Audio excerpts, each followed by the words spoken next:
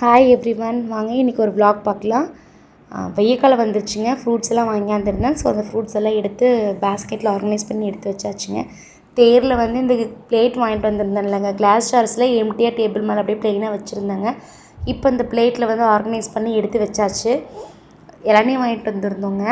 பாப்பாவுக்கு இளநீ ரொம்ப பிடிக்கும்னு சொல்லிட்டு அந்த இளநியும் வாங்கி வெட்டி கொடுத்தாச்சுங்க. கோழி குஞ்சு வாங்குங்கன்னு பாப்பா சொல்லிட்டாங்க. அதை மெயின்டைன் பண்ணுறது என்னமோ நம்ம தான்.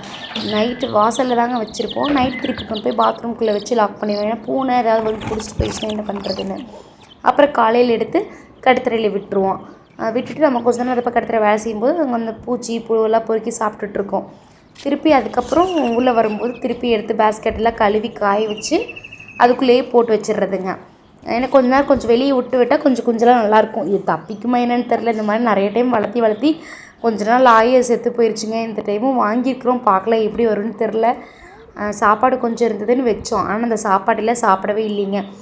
எல்லா குஞ்சையும் அப்படியே ஒன்று எடுத்து அந்த டப்புக்குள்ளே போட்டாச்சுங்க. திருப்பி கொண்டாந்து உள்ளே வச்சுட்டு தண்ணி ஒரு கப்பில் வச்சுருவேங்க, கோழி தீவனம் வச்சுருவேங்க. அவ்வளோதான். இது வந்து கொஞ்சம் பெருசாக வர்றது இந்த டப்புக்குள்ளே இருக்கும். இன்னும் கொஞ்சம் பெருசாகிடுச்சுன்னா டப்பை விட்டு பறந்து வந்துடுங்க. அப்புறம் திருப்பி கூண்டுக்குள்ளே தான் விடணும்.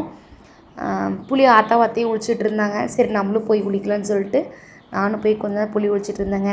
நம்ம வீடியோ பிடிச்சிருந்தா வீடியோக்கு லைக் பண்ணுங்கள், ஷேர் பண்ணுங்கள், சப்ஸ்கிரைப் பண்ணுங்கள். Thank you friends.